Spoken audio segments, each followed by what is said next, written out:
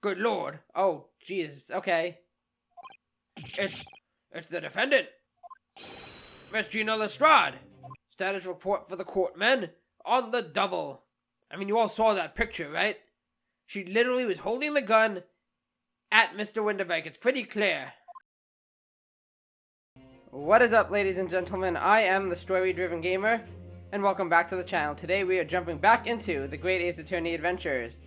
And I'm very excited. We are hopping into the first trial of the final case of the game, the final chapter.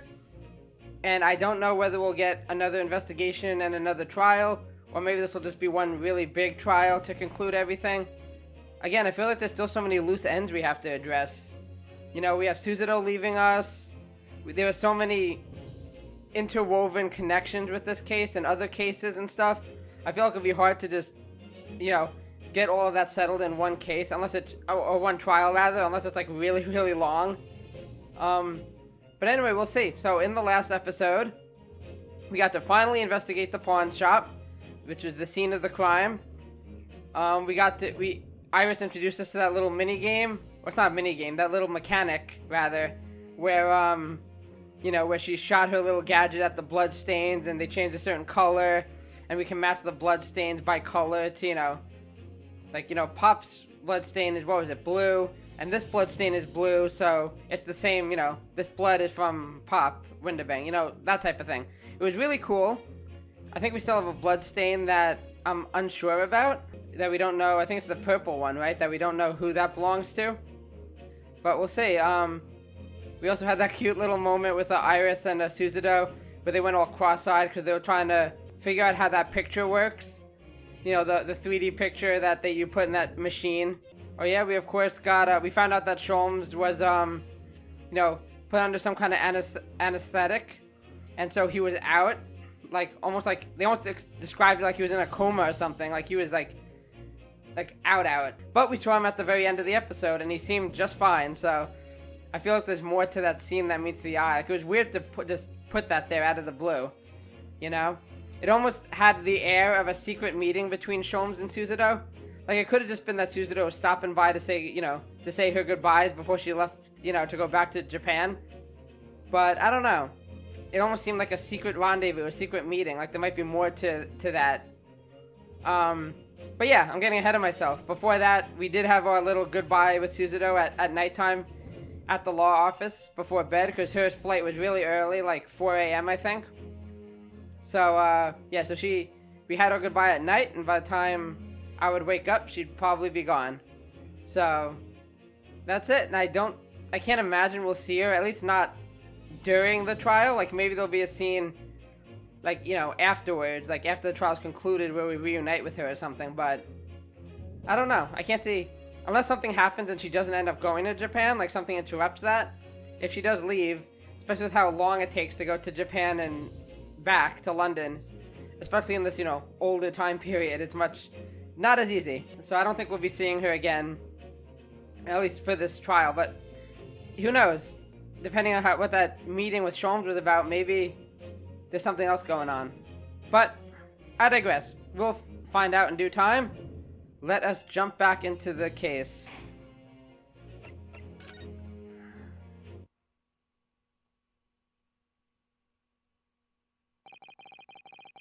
When I awoke the following morning, Suzuto-san was already gone. Yep, the first sentence, and there you go. Suzuto-san is gone. Outside the window, the rain came down in sheets. And so began an even longer day than the last. One that I would remember for the rest of my days. Here we go. 17th of April, 9:32 a.m. The Old Bailey. Defendant's antechamber. Gina! That's right, we're defending Gina. In case you were asleep the past few episodes and didn't know that. Good morning, Gina. What of it? I'm determined to prove your innocence today. I'm sure we can do it. We got this. So where's your friend then? Sorry? Talking about Iris or Suzuto? You know, in the fancy dress. Yeah, that's Suzuto. I'm pretty sure we explained that she had to leave. Suzato, or however you say it. I don't know. Miss Suzato had to leave early this morning. She was already gone by the time I woke up. You alright with that, are you? No, I'm definitely not, but what are you gonna do? Forget about me if you like. Go and see her off. She's gone. It's fine. It's not as though Miss Suzato and I won't meet again. One day. Even so. But you, Gina, you're my priority right now. You only get one chance. This trial today is all we have. Good morning, you two! I don't know who that is. Maybe that's Sholmes? Or Gregson? Oh. Oh, she has Waggy with her. Yay! How are you feeling, Ginny? Did you manage to sleep? Meow! Iris, what are you doing here? What do you mean? When a friend is in need, we show our support. Isn't that right, Waggy? Meow! That's right, Waggy. Waggy! Where you going? Great way to show your support, kitty. Meow, I'm out of here. Let him have a nose around. What harm can it do? Oh, that reminds me. I bought a paper on the way here. Oh, I just remembered something very important that I said I wanted to do this episode. Suzato gave us this. The McGilded case notes. Notes collated by Miss Suzato about the McGilded case that we worked on 2 months ago. I skipped something vital in my recap. We went to see Gina and we found out that there was a giant blood stain that matched, the victim of the third case. So yeah, it kind of concluded that was McGilded's coat. So McGilded was not innocent of that case and he was the murderer. Okay, so let's take a look at this. There's 2 pages. Omnibus murder, case summary. Victim found deceased on the last scheduled omnibus of the day after stab wound to the abdomen. Details of victim: Mason Milverton. Oh, wait. Oh, so that's the guy's actual name? Mason Milverton, okay. He's a brickmaker, and I guess that's where he lives, East End of London. Trial summary: defendant Magnus McGilded. Prosecution: Lord Baron von Zykes. We haven't seen him in ages, it feels like. Defense attorney: Ryunosuke Naruhodo. That's me! Conviction was assured with 3 eyewitness testimonies. However, a surprise 4th witness's testimony resulted in acquittal due to insufficient evidence. Indeed. Okay. Not as expansive as I thought it would be, but I'm sure that'll come in handy. Now, would you like the good news or the bad news? What do you say, Runo? Ginny? Oh, well, I think I'd rather get the bad news out of the way first. Oh boy. Nah, always take the good news first. You might not live to hear the bad. Yes, that question always gives away people's personalities. Let's not go there. Just tell me. Alright then, I'll give you the bad news first. A record amount of rain has fallen this morning, and carriages all over the capital are struggling to move. Oh, really? Okay, interesting. Huh? The bad news was a weather report? So I hope that Susie made her train to Dover and that the train isn't delayed on its way to the port. Ah, that's true. Gosh, yes. Hey, if it is, she can stop by and help me out. Alright then, so what's the good news? Imagine if that's all that happens. She can't get to the airport and misses her flight, so she's like, I'm back. I'd be fine with that. Well, the rain is forecast to subside this afternoon. So even if the train is delayed, it should be able to make up the time later. Well, that is good news, isn't it? Sure. I couldn't give a monkey's really. I couldn't give a monkey's left ball sack, really. If only all good news cancelled out the bad. Yeah, really. That's true. And look, this trial has made the headlines too. Pawnbroker perishes in pick-purse plunder. See? How do you like that? Well, let them say what they want. See if I care. I can't, because you're covering your face. Don't worry. Runo will soon show everyone that this headline is nonsense. I will? Come again? And then in tomorrow's papers, the headlines will be... Discharged diver is dauntless do-gooder. Isn't that right, Runo? Oh, yes. Let's hope so. Fingers crossed. Of course they will. I have absolute faith in you. How was that? I was trying to sound like Susie. Did it work? Did it? It's like she was still here. Just like her. Okay, this is evidence apparently. This morning's paper purchased by Iris. Gina's case features prominently. Alrighty. Good luck then, Runo. I'll do what I can. Take a look at that in further detail. Oh, there's Pops on the front page. Pawnbroker Paris's and pickpurse plunder. How awful for Ginny, I mean. But tomorrow's headline will be, Discharged diver is dauntless do-gooder, right? Yeah, something like that. If possible. I'd like to go even bigger. Bigger? How? Proud pickpocket protects planet post-trial, perhaps? I guess. Protects planet? Captain Planet! Oh, I can't wait for tomorrow now. It's going to be so great. Okay, keep dreaming. Anything on the back? Let me see. Flip it over. I don't know what this is about. There's a sensational story lower down the front page as well, look. Ministry Mole. Classified secrets may have been leaked overseas from Ministry of Justice. For a 10-year-old. Iris certainly has her finger on the pulse of world news. It's about secret communication between Great Britain and its allies. Apparently, they've been intercepted by hostile nations. Communications are being intercepted? But how would somebody be doing that? That's the question, isn't it? I've come up with 3 possible different possible methods so far. Are you looking for a new career, Runo?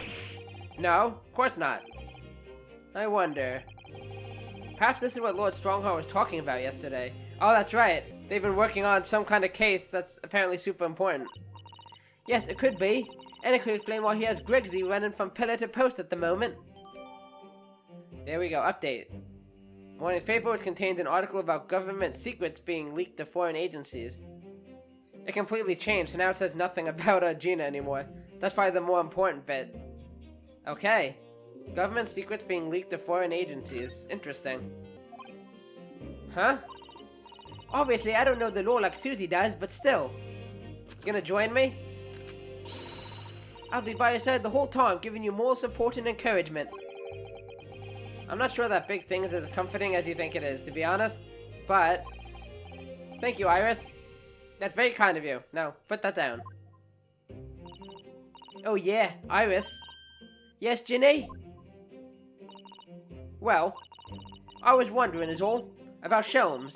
Did they fix him up alright? Yes. The operation was a great success. But, Hurley still hasn't come around yet. Is that so? He definitely has. Eh? I've asked a friend of mine at Scotland Yard to send a telegram as soon as he wakes up. I'm sure Gretchen will let us know the moment there's news. Oh, why? No Suzuto-san and no Mr. Sholmes. It's all down to me today to prove that Gina is innocent of this crime. Miss Gina Lestrade, counsel for the defense. The trial is about to begin. So that's interesting. So either he's awake and they're covering it up, or maybe there's some timeline stuff going on. Like, I'm trying to think, because that conversation definitely took place at the hospital between Suzuto and Sholmes. I'm trying to think how long he's been there. Could that have been like a different night? Maybe no, but I think they said like the time and date and everything. I don't know. I don't remember now, but I feel like it had to have been that night. But we'll see. Something's going on there. Please make your way into the courtroom. It's time then. Yes, let's go, Gina. Iris.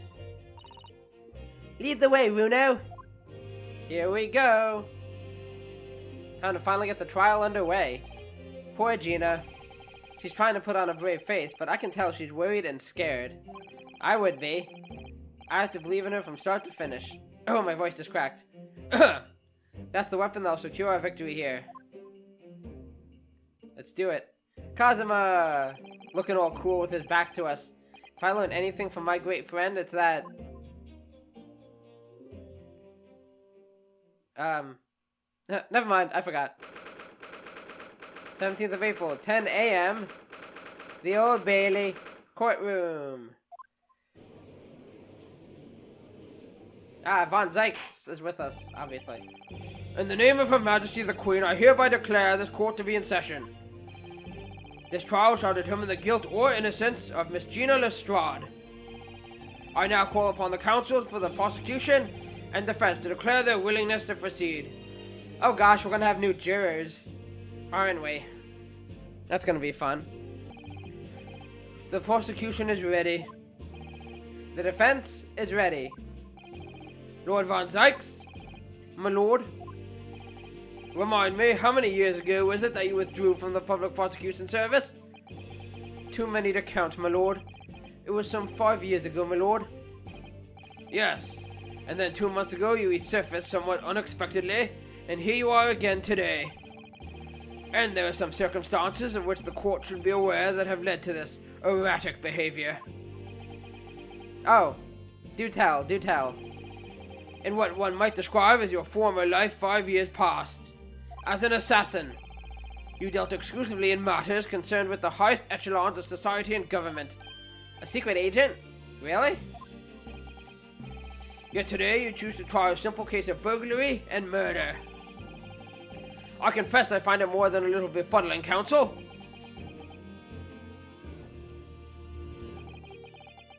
There are two types of person I cannot abide.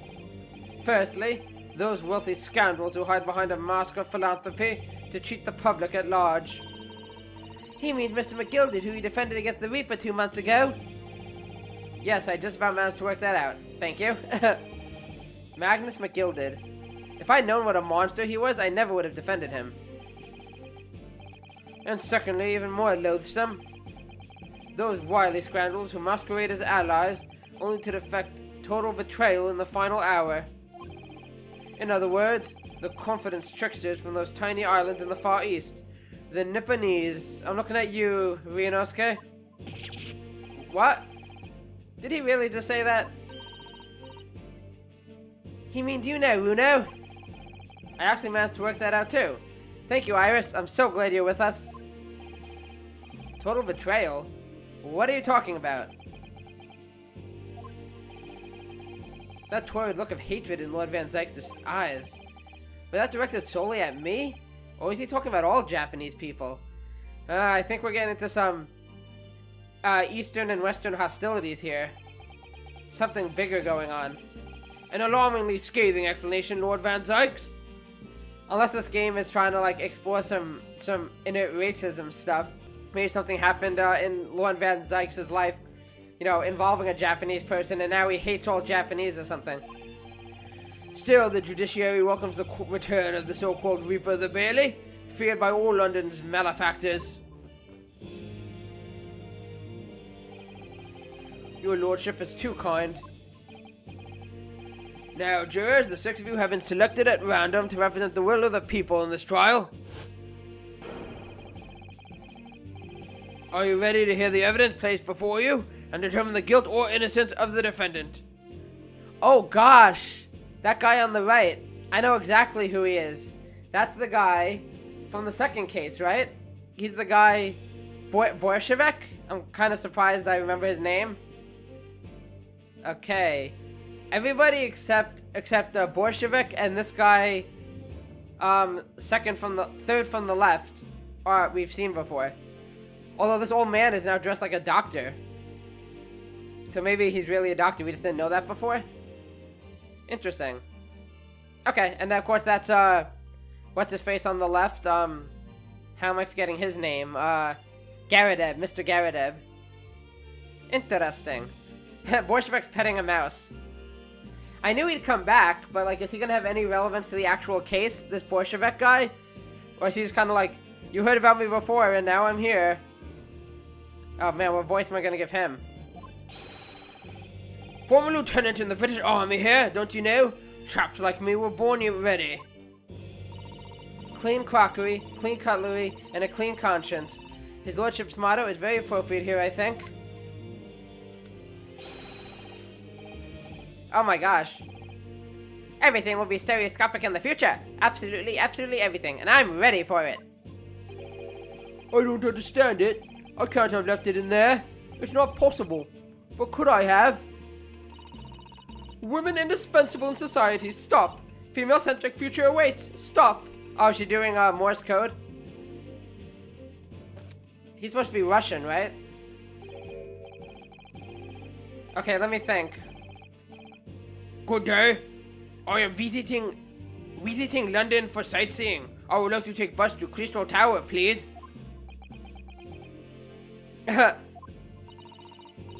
Is something wrong, Runo? Oh, not exactly. It's just... I'm fairly sure I recognize these jurors. Most of them, yeah. Almost all of them, in fact. Even this dude. Really? Funny coincidences like that do happen from time to time, don't they? Especially when the game has limited assets. But it is quite strange. The jurors are chosen at random from London's 6 million inhabitants, you know? So I've been led to believe. But something tells me I'm being duped. Yeah, really, we're getting the same, like 10 people. Very well. Now, Lord Van Zykes, the court calls upon the prosecution to introduce the facts of the case. As you wish, my lord. Allow me to begin with a word of warning to the ladies and gentlemen of the jury. In short, there has never been a more self-evident case of cold-blooded murder. The victim, Mr. Pop Winterbank, proprietor of a pawn shop at Baker Street, was shot from behind and died instantly. The prosecution presents this photographic print of the crime scene. Okay, I think we've seen this before. As the court will observe, there's a single bullet wound just below the gentleman's left shoulder. The evidence suggests that the bullet pierced the man's heart, resulting in near instant death. Near instant. Moving on to the finding of Scotland Yard's coroner, his report states that the bullet entered the body on a rising diagonal trajectory. And what's that supposed to tell us? It means the victim was likely shot by someone significantly shorter in height than himself. Magnus McGilded? It could also be somebody who's like on the floor. But, I mean, McGilded is short. Someone like the accused, you might say.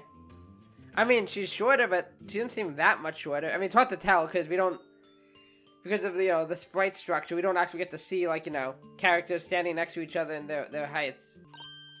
Oh! The prosecution wishes to present the autopsy report and crime scene photograph as evidence, my lord. Indeed. The court accepts. Hand them to the bailiff, please. Okay. Autopsy report. A report prepared by the Scotland Yard coroner that confirms instant death due to a single bullet wound from the back. There were no other signs of trauma. Okay. Single bullet wound from the back, so he was facing away. Okay. And the crime scene photograph. A photograph of the victim found murdered in the storeroom. It shows the single bullet wound in the man's back. I now ask the court to turn its attention to this plan of the establishment where the incident occurred. Hold that thought, Zykesy. Take a look at the... no, not that. These two things. Okay. Details of victim. Pop Winterbank, male. Occupation pawnbroker on Baker Street. I wonder if that matters. Coroner is Dr. Stevens. We haven't met a Dr. Stevens yet. Unless we're going to find out that the jury guy, one of the jurors who's dressed like a doctor, is Dr. Stevens. That would be funny. And convenient. Okay. I think I said pawnbroker on Baker Street. Time of death, 16th of April, 1 to 1:30 a.m. I think that's the date the calendar was on. Reporting party, Ryunosuke Naruhodo. That's right, we found him. Alongside, who was with us? Was it Suzuto and, Sholmes? Post-mortem findings. Single bullet wound in upper half of victim's back. No other visible signs of trauma. Autopsy finding. Instant death from a post-anterior bullet wound to the heart. The bullet entered the body from the back on a gently rising diagonal trajectory. Okay. And this, there isn't much to see. I mean, I see the bullet hole there. Definitely looks like there's a bullet hole from the back. Now, I'm not sure if I'm seeing things. It could be dry blood. But I just, from playing other Phoenix Wright games or Ace Attorney games, if that's gunpowder, then that usually means point blank range, right? If there's like gunpowder residue around the bullet hole. I don't know if that's what that is though. I don't see anything else out of the ordinary. Okay, this is probably going to be evidence too. The proprietor was found in the storeroom where he kept articles pawned to him.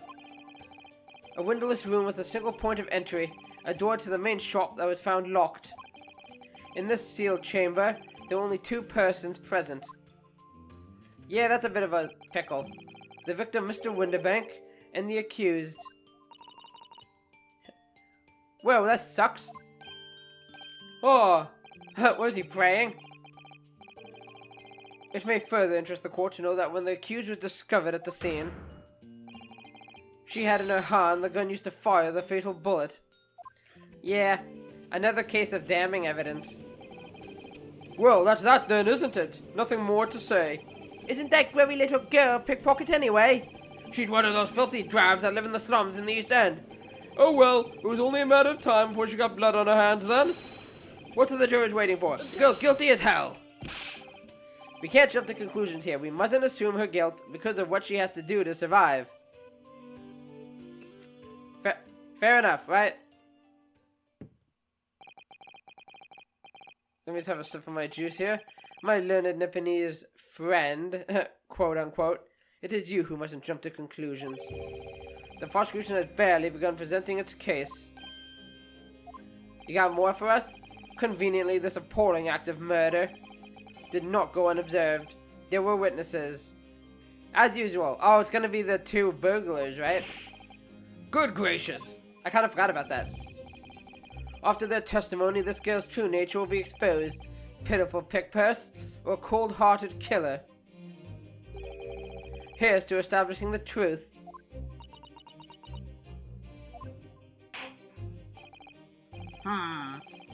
The court will take the floor plan and firearm into evidence.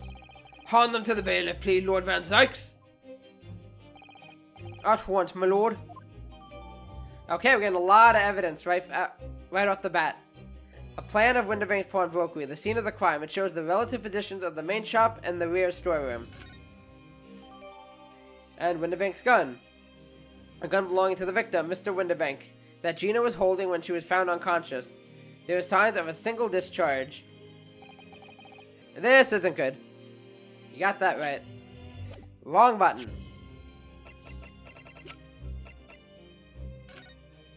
Okay. Again, nothing really out of the ordinary, at least not yet. There's Gina and Pops on the floor. Sounds about right. But as usual, let's examine the gun closely. This is Mr. Winterbank's gun. The cylinder is completely empty. Mr. Winterbank always used to keep this gun to hand on his shop counter. Yes, but only ever with a single bullet loaded. I understand. That's right. To keep all the pawned articles that were in his care safe. But his one bullet was fired that night, and the poor man lost his life. Was he protecting his shop, I wonder? Trying to keep the articles safe? Could be. Okay, anything else important with the gun? Unless I'm missing something, I don't think there's anything else to really examine with this. Cool. This isn't good. I feel like the mood in here has turned very gloomy all of a sudden, Runo. I think that's because it has. Off with the cloak. Let us begin. Bring forth the witnesses to the foul murder of Mr. Pop Winterbank on 16th of April of this year.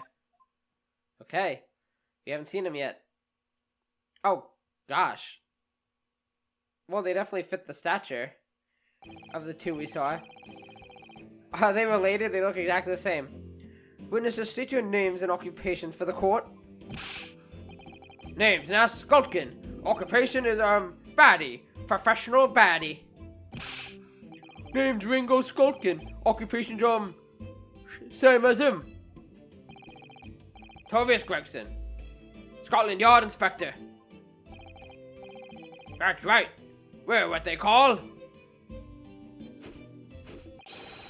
The three Skulkin Bruvvers! Oh gosh. Wait, three?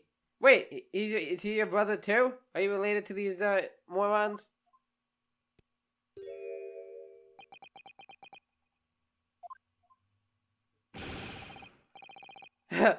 What are you looking at me like that for? Don't lump me in with you lot.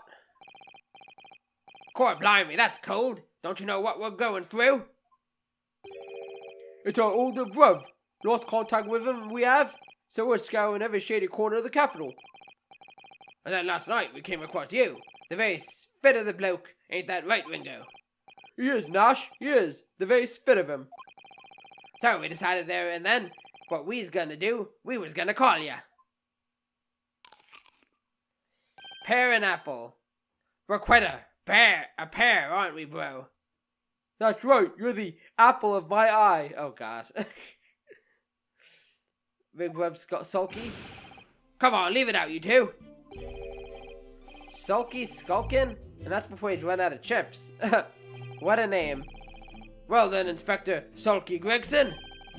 Begging your pardon, my lord, but the name's Tobias. What I would like to know, Inspector, is what you are doing in the witness stand. The Skulkin brothers are currently under arrest, my lord, on suspicion of theft and attempted murder. Huh. Thieves, are they, these three? No, my lord, begging your pardon, but please don't lump me in with this lot. 2 nights ago, these two brothers illegally entered an establishment with intent to burgle. And in the course of their nefarious activities, they became embroiled in a far more sinister crime. I'm sure they're not related in the slightest. By Jove, you mean to say? What an extraordinary coincidence! Indeed. Yeah, exactly. Indeed, my lord. While attempting to burglarize the pawnbrokery, they witnessed its proprietor's murder. I love when they're standing on the box. Order! Order! The various trespasses of these brothers is not the subject of today's proceedings, though they will naturally face trial in the very near future. With your lordship's permission, I'd like to remain in the stand to keep these gents on the straight and narrow. Of course, Inspector. Skeptical as I am about the caliber of these witnesses, I'll permit them to take the stand. I'm sure we can trust them. Mr. and Mr. Skulkin, you will now testify before the court. Describe the events of the night in question and what exactly you saw. Happy to. Cause the Skulkin's never skulkin', ain't that right, Gregsy? Leave me out of this. Isn't that right, Gregsy? Get out of it. He wants no part of your little whatever it is you got going on. Illegal entry. So it's funny, because of this short guy's stature, remember, I kind of thought that maybe he was McGilded. Guess I'm wrong, unless they're not really the burglars there that night. Or maybe it's a triple coincidence where these two were there, McGilded and Benedict, or AG, I think it was his initials, and Gina and Pops were all there that night. We just didn't run into the other two. That would be hilarious. That would actually be funny if it was McGilded who shot us. Maybe we'll find out that these two guys didn't even have a gun or something. We'll be like, were the two other people there? And we'll find out. I'm getting ahead of myself, sorry. Illegal entry. We was walking down Baker Street in the small hours, and the Goff's door was ajar, see? It was like some kind of sign, begging for us to go in, it was. But once we got inside, a core blimey loomy. We had a gunshot from the back room. We went to see what was what, but the door was locked from the inside. We never done nothing, governor. We never took nothing. We just left after that, nice and quiet. Oh my gosh, these guys are characters, that's for sure. A terrible coincidence it would seem. At the precise moment these miscreants entered the property, an even more sinister crime was afoot. The witness's testimony is consistent with the crime scene in every detail. Yeah, I don't think... Nothing stuck out to me immediately. The door providing access to the storeroom from the main shop was indeed locked from the inside. And within, only the victim and the accused were found.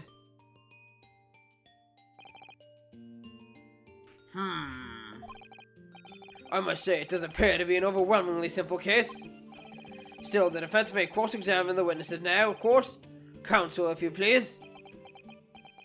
Let's do this. First cross-examination. Counsel? What the heck are you doing? Yes. What's the matter, Runo? You got this, bro. Sorry, I was just stunned into silence for a minute by the blatant lies being told by the pair in the stand. I know that's all nonsense, because I saw it with my own eyes. I'll just have to expose their testimony for the pack of lies it is. Well, I mean, yeah, I guess they didn't mention at all, shooting at Sholmes, or even running into us. Let me see.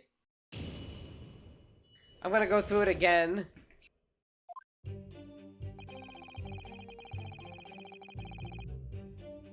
Okay, we was walking down Baker Street in the small hours and the gas door was ajar. Okay.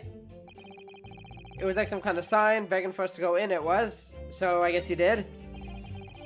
But once you got inside, Corbline Loomy, whatever that means. You heard a gun stop from the back room, okay? We went to see what was what, but the door was locked from the inside. We never done nothing, Governor. We never took nothing. Okay, well that's clearly wrong. I don't know if we have any evidence, though. We can press him on that. I'm gonna press him on that first, I guess. Hold it! Because they shot at us. You didn't do or take anything? Is that your story? Well, it was Bedlam soon as, weren't it? It was, Nash, it was. Didn't even have time to pull me dukes out me Lucy lockets. So it's no time to take your hands out of your pockets. You just left. Nice and quietly, you say? That's right, Governor. Nothing we ain't more than violence. Peace-loving nibblers we are, not bludgers. This ain't no Harry Potter book. We are, Nash, we are. Never even pulled me dukes out me Lucy lockets. I believe I said this already. So you'd clearly like us to believe. Eh? Come again? As you fled from the pawnbrokers that night, did you not run into anyone else? Like somebody with a black jacket and this armband? No. And did you not fire a gun at that person?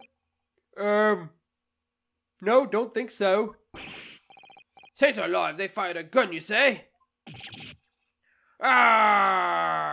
Nuggets. Blimey, Governor. You ain't telling us. It was you in the doorway. Okay, so it was them. They're confirming it. It was. Rotten luck there, mates. Why the bleeding Nora? Didn't you mention that before? Because it wasn't relevant until now. You were armed with a gun. And as you fled the scene, you fired that gun. At London's greatest detective, Sherlock Sholmes. I mean, it's debatable, but, you did shoot at him. They shot the great Mr. Sholmes? I did hear that, actually. There was a rumor he'd been rushed to the hospital. The great Sholmes? That's beyond the pale. On the night in question, this pair were arrested by the police within minutes of the discovery of the crime scene. Their suspicious countenance rapidly gave them away. Whoops. And when searched, a firearm was indeed found in their possession. Furthermore, the barrel showed signs of a shot having been fired from it. Egads! The prosecution invites his lordship to examine the firearm recovered from these brothers. Yes, indeed. Remnants of powder around the muzzle, as you say, counsel? He's a man of prayer, it seems, or a terrorist, or whatever he was. I think he was like a war criminal, or a resistance leader. It's been a while. The court will hold this weapon as evidence. Okay, so now we got 2 guns. A firearm found in the possession of the Skulkin brothers upon their arrest. There are signs that a single round was fired. We'll definitely take a look at that. Now, my learned Nipponese friend. Hold that thought. Okay, they're definitely different guns.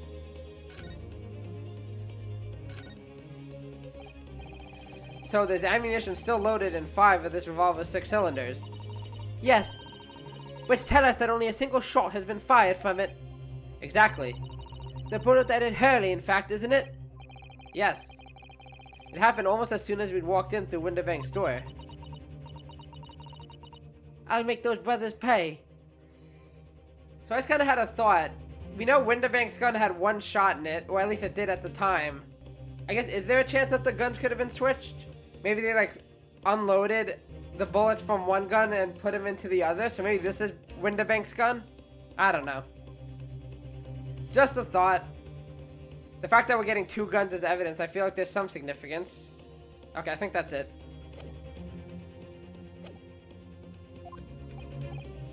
Yes? Want some grape juice?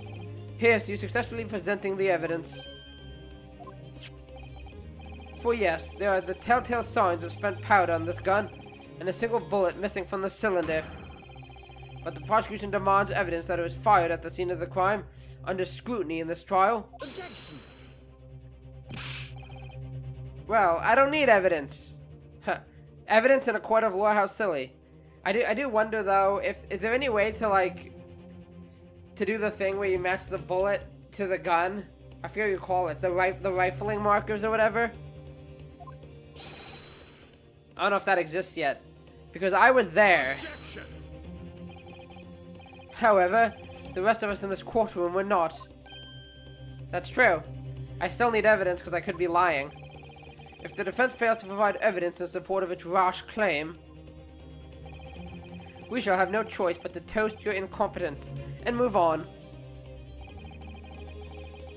Evidence that these 2 fired that gun before they left Winterbank's that night. The court demands that all claims are affirmed with clear proof. What evidence shows that these witnesses unloaded a firearm in the pawnbroker's shop that night?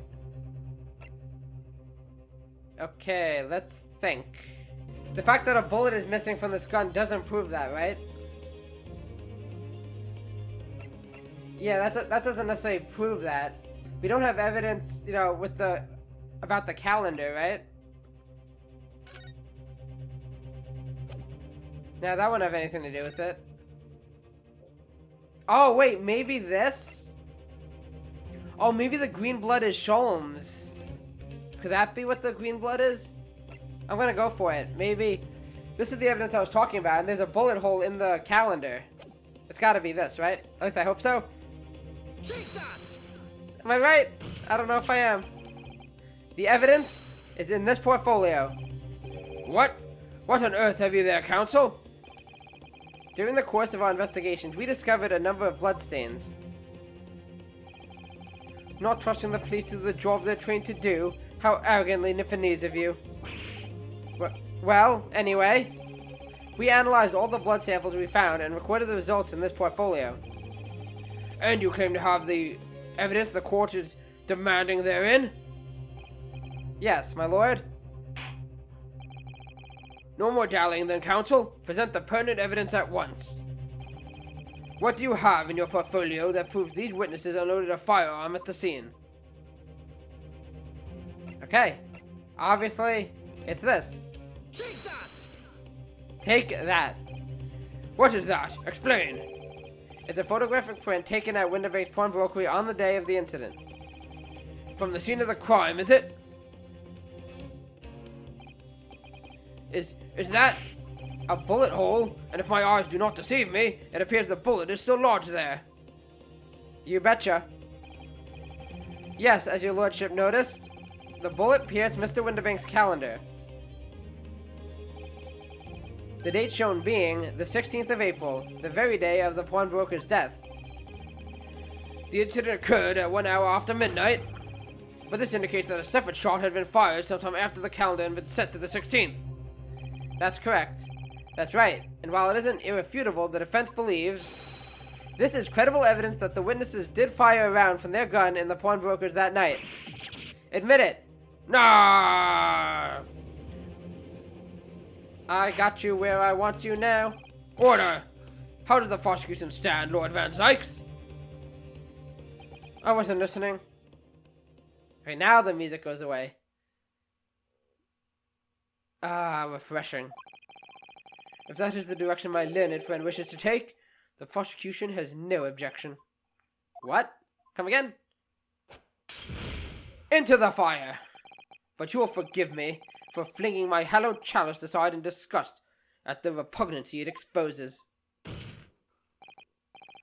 Yes, on the night in question, these brothers entered the pawnbrokery illegally. And like the bold baddies they claim to be, opened fire on the new arrivals before fleeing back onto the street. Take it easy there, Governor. You're gonna land us in the soup. Chicken noodle. We had a deal.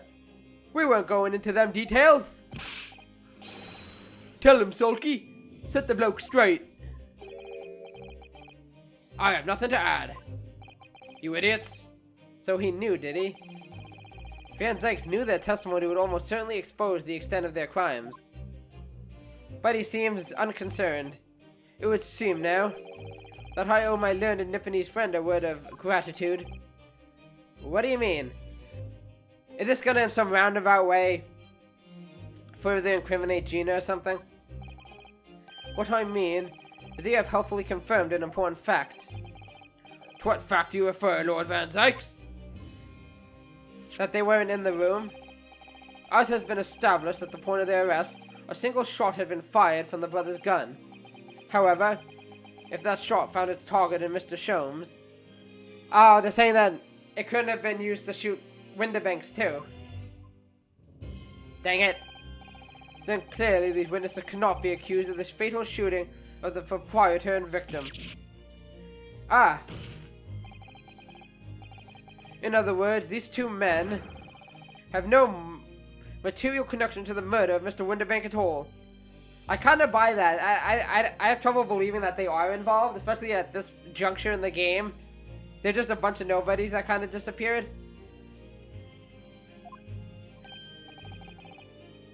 So that's it. Patty cake, baker's man. That's it. We didn't have nothing to do with it. We didn't, Nash. We didn't. That's what I reckon. Your crimes include unlawful entry, intent to steal, perjury, and, let us not forget, attempted murder. You have nothing to rejoice about. Quite a catalogue, eh, fellas? Ah. We're in for it now, bruv. Now then, let us take a moment to consider the aforementioned great detective, Mr. Herlock Sholmes. It would seem the man patronized the pawnbrokers in question somewhat regularly. Where's he going with this? Mr. Sholmes appears to take pleasure in tinkering with eccentric machinery. Eccentric? Says who? Says everyone, Iris. Not me. Don't give me that look. He installed a pair of machines like this one in the victim's shop. Oh, that's right. Oh, we're gonna get to see, who came in and out of the shop? That's one of Hurley's red-handed recorders. What is that, Counsel? It has the appearance of a photographic contraption. As your lordship has surmised, it is indeed a camera attached to a small timing device. Every half an hour, it automatically photographs the interior of the establishment. The idea being that if a thief were to break into the shop, he would be caught red-handed. I see. Newfangled technology? The prosecution has obtained the photographs taken by the device on the night in question. Okay, that's the desk. Snap. Okay, so 8:30, 9 p.m. As the court will observe, copious identical prints are produced in quite desultory fashion. Rather prodigal, I feel. In fact, there are two such devices in the victim's shop, my lord. Yes, you also have the other 3D picture thingy. If I may refer the court to the plan of the premises, their respective positions are here and here. You say these cameras produce a print every half hour? I'm afraid I fail to see. How would that help if the anticipated thief conducted his activities in one of the many 30-minute intervals? That's true. One can only pray that the would-be criminal lingers, my lord. On the night in question, the witnesses currently in the stand were not caught on camera. That's right. That's right, bro. Here, that's a bit of fire. Tuck it, bruv. Lady loves the Skulkin. Witnesses, at what time did your trespassing begin? Must have been just after 1. Right, bruv? Must have been, Nash. Must have been. Yeah, just gone 1. In which case, minutes before the brothers entered the establishment. What scene might we expect to see within the shop? Let's just examine the evidence. Good lord. Oh, Jesus. Okay. It's the defendant. Miss Gina Lestrade. Okay, Gina. What the heck? As the court can clearly see, the accused is pictured, gun in hand, facing the victim of the shop counter. The only thing I can think of is, I mean, it really looks a lot like her, but we can't see her face. The hat is covering her face, so is there a chance it's someone else? I don't know, it's hard to say. It looks exactly like her, minus the face. The accused is pictured, gun in hand, facing the victim of the shop counter, no doubt coercing the proprietor to open the door to his storeroom. Quite. One can only too easily imagine the events that unfolded. The court will take this photographic print as evidence. If you please, counsel. Photograph of Gina. Photograph taken automatically by the red-handed recorder showing the scene a short time before the murder took place. Ugh. Damn it all. Okay. So we don't have the other images, right? The blank ones? Just this? I see some kind of earring there. I'm trying to see if there's anything on her that would suggest it's not her. I don't know. I see the photograph is there. Not really anything, a dog picture, not really anything out of the ordinary. I don't believe it. Ginny! In short, the accused is the only person who could possibly have killed Mr. Winterbank. Ah, no! I say, my lord. Who is that? Wonder if I might put in a word at this point? Go ahead, Mr. Foreman. Took a volley bullet to the knee in the Battle of Maywand, 1880, don't you know? Decorated for it and all that, but forced to retire from service, sadly. Thank you for your service. Of course, a medal can never outshine the exploits of chaps like us on the battlefield. Yes, Mr. Foreman, and what exactly is your point? I don't have one. Carried on the battle after retirement, you see? The battle of daily life, if you like. And here I am now, leading this small squadron. 6 men, all good and true. Sure. And we will all go down together, you mark my words. One for all, and all for one. Hear, hear! The ladies and gentlemen of the jury have reached agreement, have they? Is that what we are to understand? Well, Mr. Foreman, is that correct? In a manner of speaking, yes. That is the Garrative Squadron's position, sir. What? No! It's too soon to make a judgment here. Status report for the court, men. On the double. I mean, you all saw that picture, right? She literally was holding the gun at Mr. Winterbank. It's pretty clear. His lordship insists on promptitude at all times, and that goes for making decisions, too. I think I'll find the truth is as clear as day now. I could reach out and touch it. I wouldn't have left it in there. I just wouldn't. But in all honesty, I can't actually remember. Situation clear, stop. No room for doubt, stop. Truth now undeniable, stop. I am very sorry for brothers. They were unlucky. Very well. I now call upon each member of the jury to state his or her leaning on this matter. Announce your considered verdicts to the court. Guilty. No. Guilty. No. Guilty. Stop it. Guilty. No, wait. Guilty. Guilty. Guilty. And there we go. Boom! Fire to the courthouse. It does indeed appear that the jury is unanimous in its leaning already. That photograph. It must be the definitive evidence that Gregson mentioned. But Ginny didn't shoot him. No, of course not. My lord, the defense wishes to assert its right to a summation examination. I knew it. Here we go. Very well, the court grants permission. So, you refuse to admit defeat again, silly boy. How unsurprising.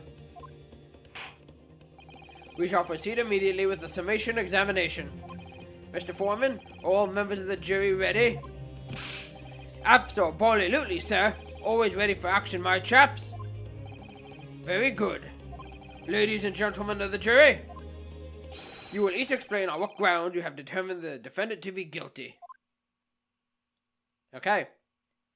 It is time for judicial findings. The jurors' contentions.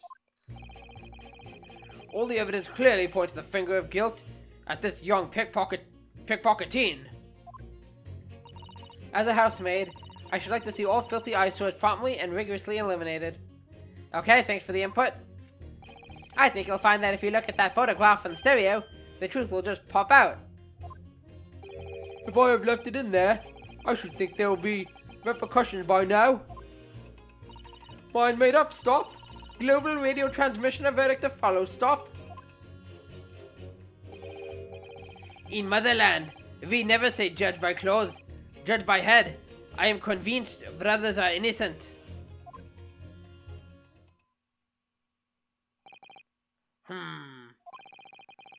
The circumstances of the crime and the evidence do indeed implicate the defendant rather comprehensively. The storeroom locked from the inside, in which the victim and the accused were discovered alone, and in the accused's hand, the fatal revolver, the firing of which was heard by these witnesses. Not to mention this print. Okay, we get it. Can you believe they've come out with colored pictures already? Taken from a chap who's seen action on the battlefield. That young girl's on the verge of pulling the bullet trigger. Look at that. I sense death in her eyes. Thanks a lot, Mr. Sholmes. No problem, Rianosuke. Anytime. Oh dear. Hurley's cameras were supposed to help, not hinder. I'm afraid I think you have an uphill struggle ahead of you. But Gina didn't shoot Mr. Winterbank. I'm positive. Which means there's more to the situation that we've yet to see. Agreed. You have the floor, counsel. Proceed with the summation examination.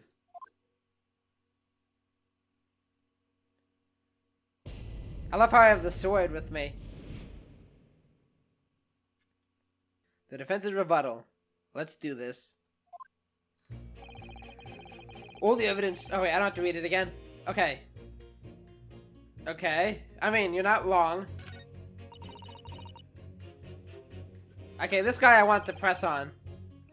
I want to see what he's talking about. Hold it! Specifically. What do you mean, look at the photograph in stereo? Sorry, what? Don't you know? If you look at the photographic print normally, it looks as though the pickpocket girl is about to shoot the victim, obviously. Objection! But there's no indication that the defendant ever fired the gun. All I'm saying is that if you look at the same print in stereo, it could reveal all sorts of new information. By any chance, are you a fan of stereoscopes? What gave you that crazy idea? Yeah, I think that's what he's doing there. He literally has two images and he's crossing his eyes. Oh, how did you know? Let's call it a lucky guess. And if it gets old seeing the two prints merge into one before your eyes, it's extraordinary, it's captivating, it's the height of modernity. Of course. Oh yes, I think we'll find that the stereoscope is here to stay, giving us new perspectives we could only dream of before. It's the greatest invention the world has ever seen. They'll never top it. If only it could give me a new perspective on this case, I might agree with you. But I got nothing. Okay, that didn't really reveal anything. If I've left it in there, I should think there'll be repercussions by now. I'm not sure what he's talking about. in Motherland, we say never judge by clothes, judge by head. Hold it! Why are you convinced? Please tell me you're not villain Bolshevik. Please, that would be too ridiculous. The Russian revolutionary? Revolutionary? No. Da. I believe there is such a rumor. It's just a rumor. I saw you on the newspaper. As you see, I have unfortunate appearance. I look like a vicious criminal. Your words, not mine. Just want to point that out. People call me revolutionary, murderer, autocrat. And which glove fits?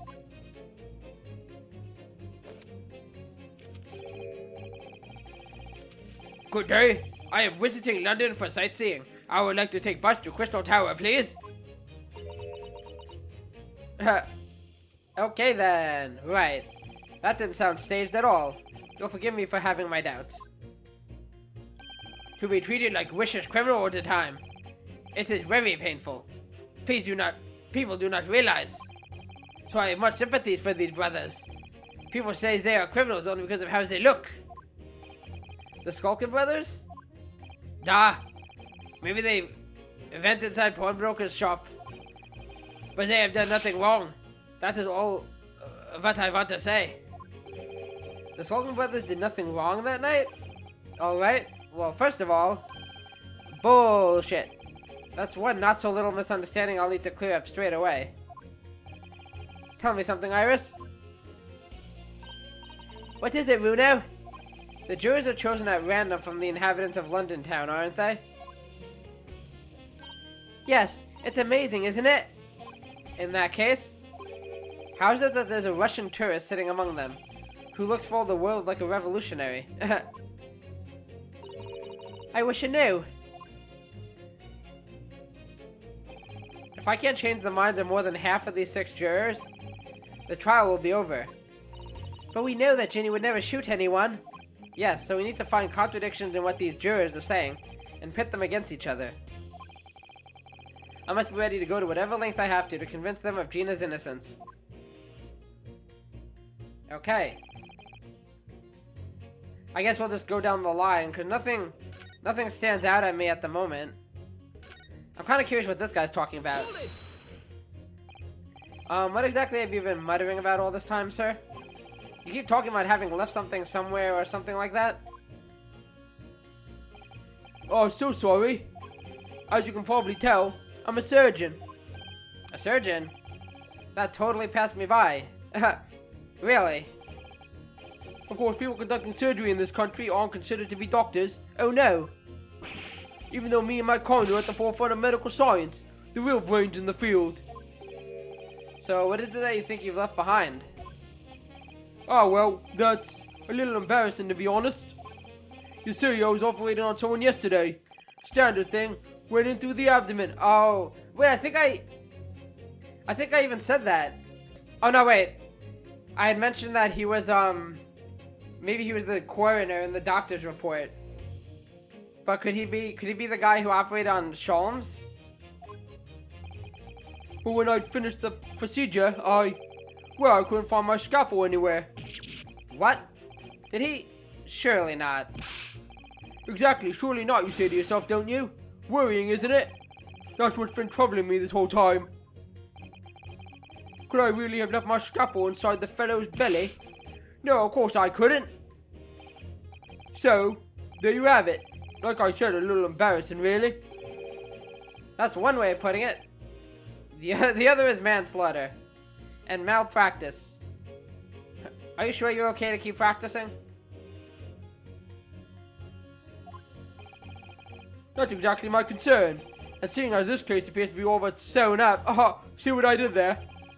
I need to focus on trying to remember exactly what I've sewn up elsewhere. Now I'm sure I made sure everything was back as it should be. Well, assured you can be without being sure. I'm sure you need to be more sure. Let's go back to you. Let's just press them all, I guess. You're Mr. Natsume's landlord, Mr. Garadev, aren't you? We really must stop meeting like this.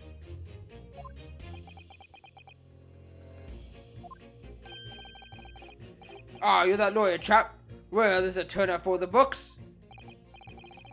Yes, rather a turbulent time we had back then. Some extraordinary events took place at your house, that's for sure. Luckily, Mr. Sholmes and I were able to get to the bottom of it all. I think we did rather a lot for you, didn't we? I don't recall. I mean, obviously. I wouldn't be suggesting that, therefore you should change your leaning to not guilty or anything, but do it. Huh. Can't be denied, I suppose. The curse of the Garrative house was the talk of the town after that business. Lodgers moved out, and I couldn't get a bully soul to take up the tenancies. Oh. Haven't had the heart to break the news to Joni yet. Bad enough that the old girl's clapped up. Okay, so she's locked up. Makes sense. Yes, can't be denied you did do rather a lot. But not for us, that's for dashed certain. I suppose not. Of course. There can be no suggestion of that being the reason I'm leaning towards guilty here, obviously. Gotta be impartial and all that. Obviously, but honestly, I really wish you'd pay more attention to the trial and less to juror number 2. Okay, there's gotta be a reason for that. Is she like his new maid now that Joan is gone? Hold it! Polishing on the bench, I see. Again. A maid's work is never done. Not a blemish must remain. What exactly do you mean by filthy eyesores? On my way to market for his lordship, I have to pass through the East End. The place is full of beggars, pick-pursers, and crossmen. The scum of the earth. A little harsh, perhaps. Let me be plain. If it were up to me, all those back slums would be made spick and span or eradicated. At least we have people like the great detective working to achieve these important goals. You're referring to Mr. Herlock Sholmes? That's right. I like to keep abreast of his exploits by reading Rance magazine in between my duties. He does wonders cleaning up London streets. In my opinion, he should be declared an honorary maid of the capital. Mr. Sholmes, a maid? Won't I look great in a maid outfit, Ryunosuke? It's really quite unforgivable. Gutter scum having the audacity to shoot our very greatest detective. Minor detail, it was the 2 brothers in the stand who shot Mr. Sholmes, not the defendant. A minor detail indeed. They were all gutter scum as far as I'm concerned.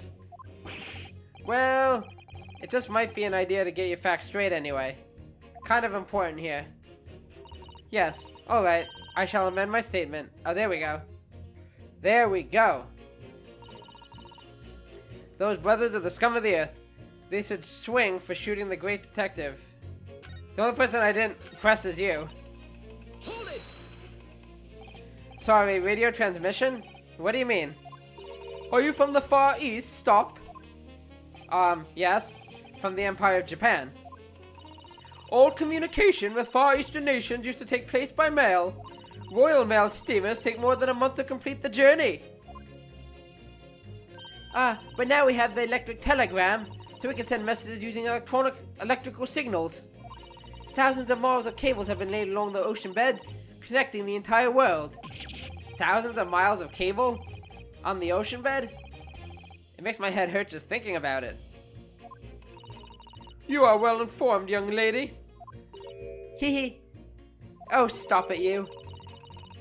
But cables will soon become a thing of the past. Stop. And just when I was starting to catch up. Radio transmission is the future. Stop. Messages carried over airwaves to 4 corners of globes. Stop. Excitement growing. Stop. Atmospheric electric. Stop. Stop. Stop. Stop. Right. Try not to wear out your fingers. Area of wireless telegraphy. Stop. Driving technological revolution. Stop. Okay. Calm down. And people say inventions like the stereoscope are the height of technology. What utter piffle. I can't understand it. I really can't. They're just silly toys. Oh. Okay, what do I do again? Pursue? Huh. What did you say, lady? You want to fight me? Excuse me. Juror number 3? Sorry to interrupt when you're obviously fuming, but... What? I am not! Do you perhaps have something to say about juror number 5's last remark? As if I couldn't guess already. Oh, you bet I do! Say that again. Go on. I dare you. I'll murder you. I'll murder you cold. Goodness, are you talking to me? I think you just might be, yes. You think stereoscopes are just toys, do you? Huh? Absolutely, I mean really. A machine to view photographs in 3 dimensions? Why on earth would you not just use your eyes to look at the world around you? It's all 3-dimensional. What a great way to appease the man. No, I'm sorry. Stereoscopes are of no practical use at all. I will kill you. You just don't know. Pardon? I think you'll find that viewing a photograph through a stereoscope can unlock all sorts of possibilities. I'm obviously going to have to demonstrate. What sort of possibilities? Well, take a crime scene for example. If you have a pair of photographs from a crime scene that you could view through a stereoscope, it could reveal hidden clues you'd never even noticed before. What? Have you got any, Runo? Any prints we could look at with the stereoscope? Nah, I don't think so. Nah. We do. How about this print here? It should do the trick, I think. Now, here's the thing. Are you trying to just demonstrate how it works? Maybe this? Take that! Alright then, juror number 3. Are you saying you can do this without any 2 suitable photographic prints? Of course I can. Very well then, I'd like you to demonstrate.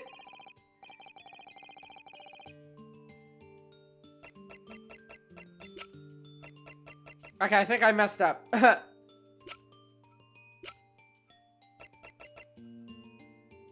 Take that! Wait, sorry. What do you mean one more print? Oh dear, oh dear. Don't you have these in the Far East? Don't you know how a stereoscope works? Runo! What? You need 2 photographs for a stereoscope, remember? You know, one for the left eye and one for the right. Oh. Oh yes, I remember now. But the print we have from the pawnbroker is just a normal photograph. No, no, no. I think you'll find that the clue is in the name. It's a stereoscope, not a monoscope. You always need 2 prints. Thanks for the friendly explanation. Well, if we obtain another print at some point later in the trial, we can always show it to this young man, then. Haha! I think you'll find that know-it-all expression is really starting to annoy me. Let's get things back on track, shall we, Counsel? So can we not do anything with that yet? Oh, all we need is another shot from a slightly different location, and we can see the scene in 3 dimensions. I'm gonna try something because I'm trying to make connections here, and she's talking about how the brothers are scum of the earth. They should swing for shooting the great detective. And the only other comment that has anything to do with that is his. Unless maybe I have to press him again, and since we uncovered what she said, maybe he'll say something different. Another one where I'm kind of confused. I'm gonna try it though.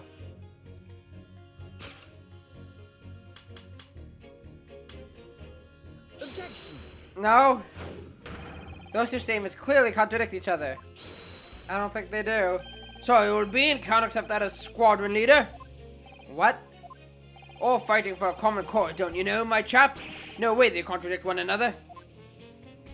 I concur, Master Foreman. You will refrain from personal attacks on the jury based solely on your own frustrations, Counsel. The really frustrating thing is, I thought I'd identified a genuine discrepancy there. There are a lot of questionable characters in the Garradev Squadron. You might have to listen to what they have to say a few times before it starts to make sense.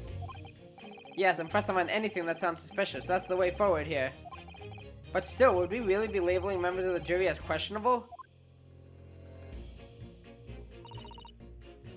You know, I just realized I didn't press her on this statement. Like, the new statements I uncovered, I didn't actually try pressing them on it. Hold it! So let's press her on this. I agree with you. The shooting of Mr. Sholmes was an unforgivable act. But the purpose of this trial is to determine who shot the pawnbroker, Mr. Winterbank. I'm afraid you're splitting hairs, sir. Sorry? Whether it was the thieves or the pickpurse, it was still gutter trash that shot the pawnbroker in the end. Filth that should be cleaned up and eradicated, in my considered opinion. Thanks so much for sharing. Changing this maid's mind isn't going to be easy. Bruno, it was one of those two brothers that shot Hurley, wasn't it? Yes, without question. Well then, I'll never forgive them. Oh, Iris. Perhaps we can use this maid's statement to help us somehow, do you think? Yes, maybe. Let's listen carefully what each juror has to say first. Okay, I think I already know what I have to do. It kind of seems obvious now. Because she's saying these brothers are scum and need to hang. But he's saying he's convinced they're innocent. Objection! There we go. Those two statements clearly contradict each other. Good lord. Counsel, explain yourself. Oh my statement, contradictory. Contradict? C-O-N... whatever. Juror number 6, you've got the wrong end of the stick. I do not have stick. I have mouse. As juror number 2 said earlier, when the Skulkin brothers fled the scene on the night in question, they fired a shot from their revolver. Yes, they shot poor Mr. Sholmes in the abdomen, I understand. Surely you're not going to tell the court now that you didn't hear? Abdomen. A-B-D. Sir? Sorry. My English is still learning. You are telling the court you didn't hear? Maybe. Forgive me. I did not hear. Here is word. Abdomen. Part of person's body containing stomach and other vital organs. I don't know what accent I'm giving him. If this is what you mean, you should say so in plain English. I am Russian, not native speaker. Who thought it was a good idea to let this man be on the jury again? Oh, Father in heaven, hallowed be thy name. So, you are telling me these brothers, who look like criminals, were lying? They said before we never done nothing. But truth is, they shot detective. Da. This is double negative. Yes, that's exactly right. Good job, Bolshevik. Lying is wrong, especially when lie is said by a person who looks like criminal. I choked this mouse. You see. Come for you, that seems surprisingly prejudiced. This means, when they said, we never took nothing, maybe it was also a big fat lie. Is this true? Well, according to the police report, no stolen goods were found, so... guess not. Enough! I trust no one now! Die, mouse! It's not the mouse's fault, though, sir. I must see with own eyes. I must investigate crime scene myself. Afraid you can't do that. Yes, it is, Bruno. Easily. Sorry? With the print from Hurley's red-handed recorder. Ah. If you compare the print that pictures Ginny and the next print from half an hour later, you'll be able to see straight away if anything was taken or not. Cooey? Mr. Prosecutor? Who's Cooey? Tut. Calling on the prosecution in the middle of a summation examination of all times. The print showing the accused threatening the victim after she broke into the shop is this one. Following this, the victim and the accused moved into the storeroom. Meanwhile, the Skulkin brothers entered the shop and summarily heard the fatal gunshot ring out. Sadly, none of these events were captured on film. This is the print produced by the Karma half an hour later after the brothers' flight.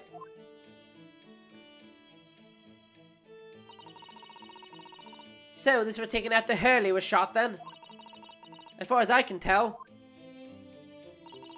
Nothing had been taken. That does seem to be the case. I can't notice anything that's obviously missing in the second print. So, the brothers who look like criminals told only one lie? They shot man, but they stole nothing? It would seem so, yes. Good. No, not good. You were right. I did not understand situation. Now I know brothers have lied. I think it is very important to continue with trial. Yay! At least you're on my side. Maybe the maid will be too? Yay! Well done, Runo! The balance is shifting. Well, it's a start, I suppose.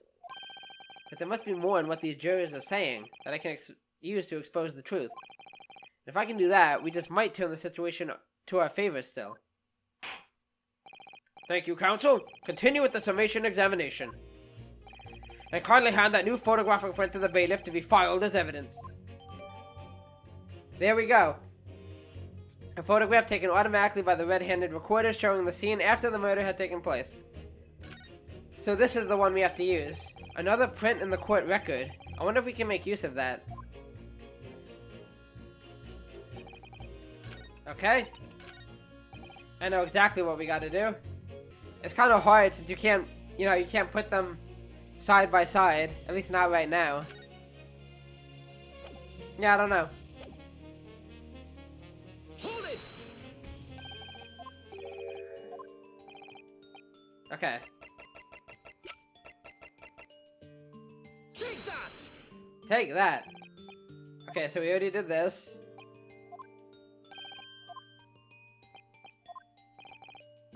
Okay. And this. Take that! Alright, these two prints were both taken with the same camera and window banks on the night in question. Yes, I see.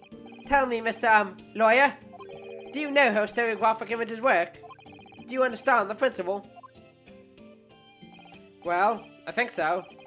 I did have a lesson only yesterday. The left and right eye images need to be the same, only with a slight shift in the positions of some objects.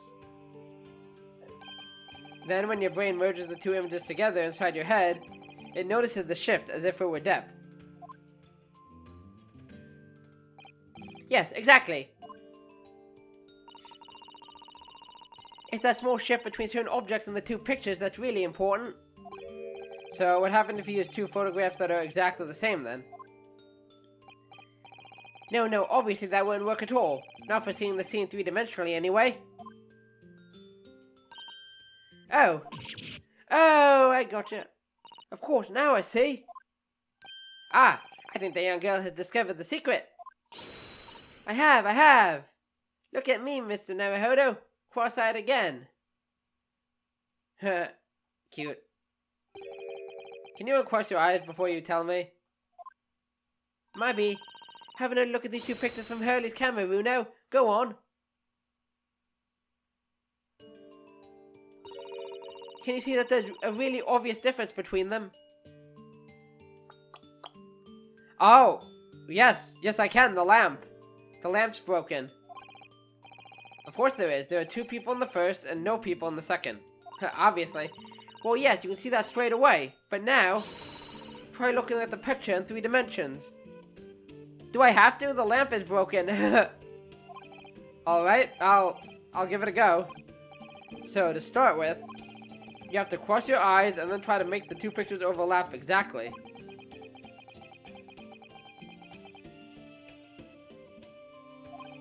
Let's see if by crossing my eyes I can make the quill pens from each picture overlap in the middle.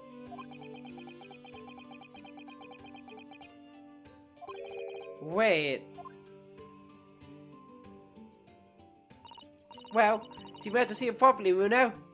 I'll just say yes. What's going on with these two pictures? Some of the things on the counter sort of They sort of jump out at you. Oh my god, they're all doing it. Yes, yes, yes! That's it, you see?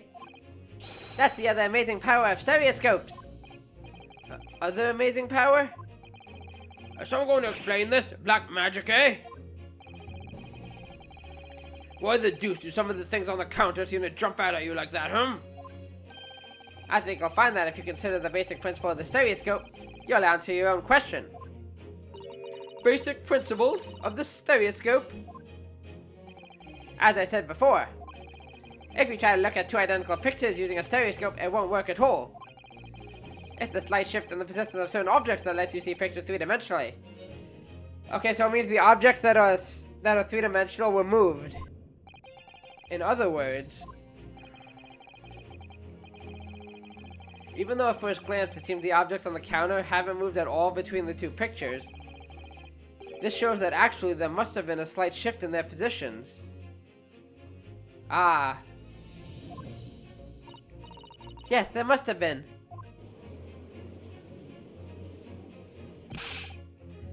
I have to say though, I'm gonna have to come clean. I don't know if it's because I have to adjust my position, but then I'd have to like get up from my microphone and it would be too much of a pain, but I'm having trouble actually seeing it when it actually wants me to do it myself. I'm having trouble seeing it, but it could be my positioning in front of my TV. Maybe if I was playing this on like a handheld or something, or if I could just get closer to the TV or something, maybe it would work, but... Now hold fire there, sir. Got a reasonable grasp for this whole cross-eyed business now, I'd say. But why the devil did the shift between the two prints exist in the first place? Well, what's the answer, fellow? Come on, you're the cross-eyed master. Am I? What, me? I haven't the first idea. You know, Luno, it's quite simple. It is? Do tell. I think I know, though. Just think it through, step by step. The first photograph was taken at 1 a.m. Then, 13 minutes later, the second photograph was taken.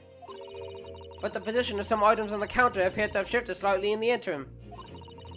So that means that sometime in that half-hour interval, someone must have tampered with the things on the counter. Zookers!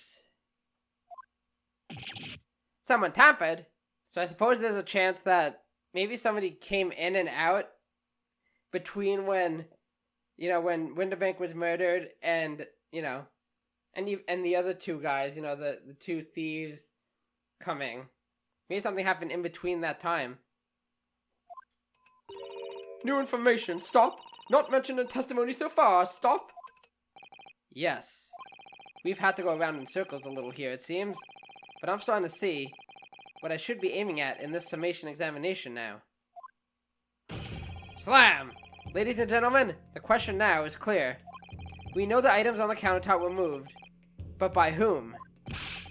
Are you suggesting you might know? Of course.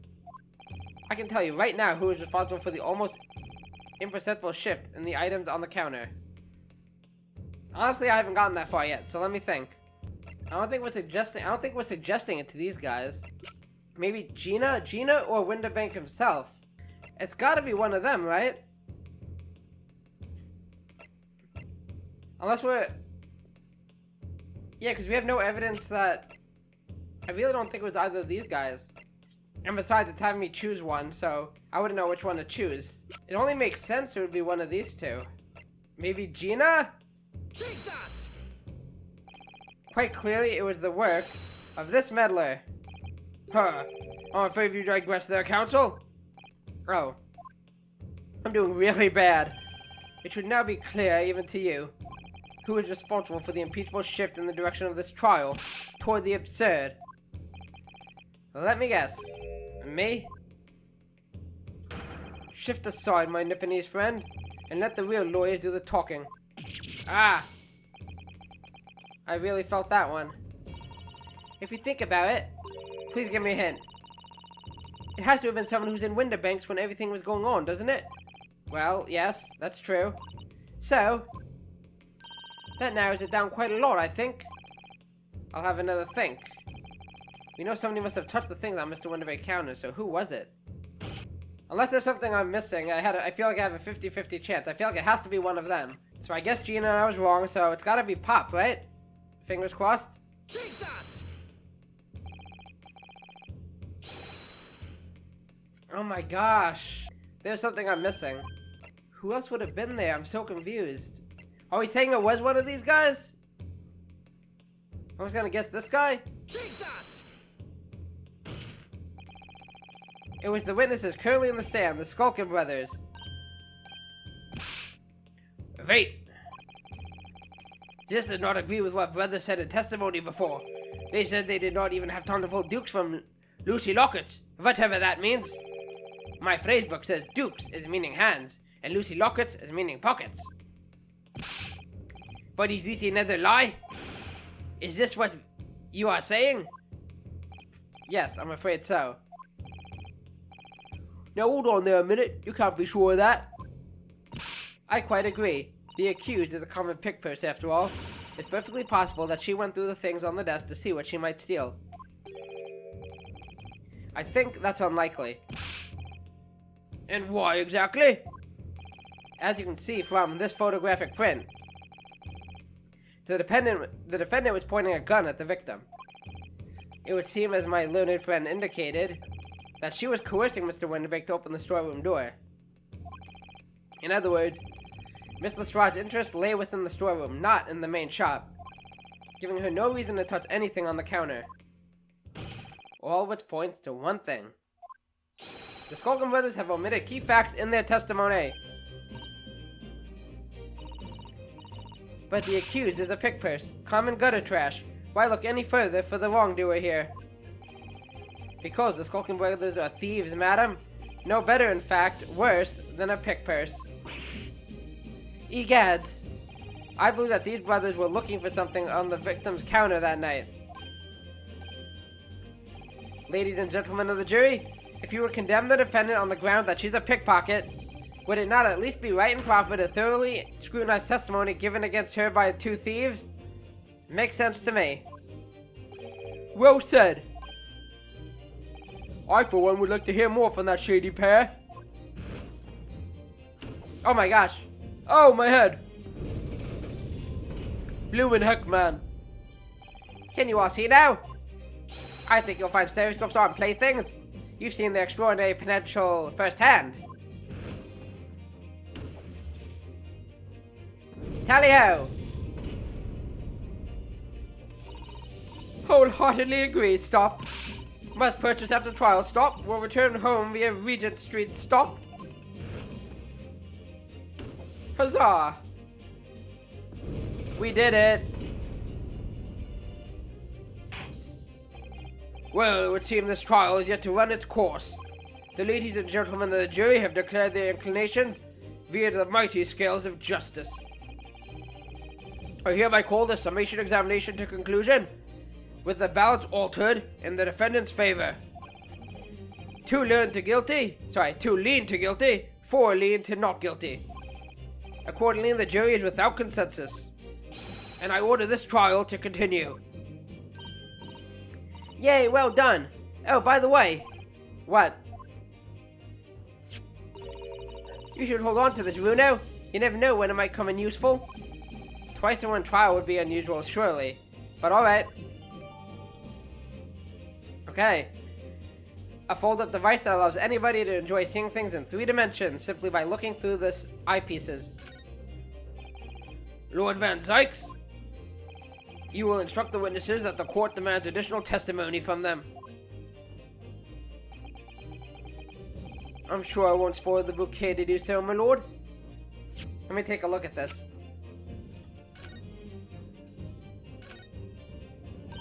You have to pop your 2 crits in here to start with, you see? And then, when you look through the eyepieces, you can see the image in 3 dimensions. The important thing to get right is the position of the 2 prints. I don't know who came up with the idea of a stereoscope, but it's really quite fascinating. Can I open it?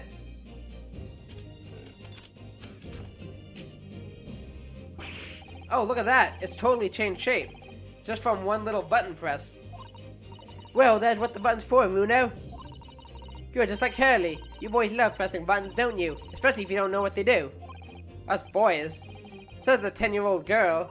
I resent that. Anyway, now you can see that it really is a stereoscope, can't you? Okay. I don't know if there's anything else to see. Blah, blah, blah, blah, blah, blah, blah, blah.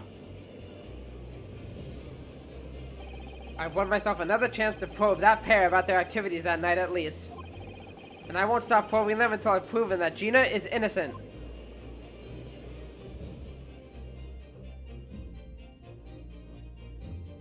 Okay. I wasn't sure if we were getting a to be continued there, if it was going to keep going. Okay, so, in the next trial, or in the next episode rather, we will continue the trial. We'll cross-examine these witnesses once again and get to the bottom of their lies, because they're a bunch of greedy liars and thieves and scoundrels. But Reno brought up a good point. If they're going to condemn, what's-her-face, Gina, based solely on the fact that she's a pickpocket, why not these two guys who are clearly thieves? We've proven that much, at least, right? So it's not like they're any more trustworthy. It's not like that other case where the witnesses were like police officers. You can argue like, oh, they're upstanding citizens, a police officer, risking their lives every day, yada yada yada. So we know that they're hiding stuff, that they were there for a reason. Obviously, they're probably looking for something specific, and we'll find out in the next episode what that is. But yeah, good start to the trial.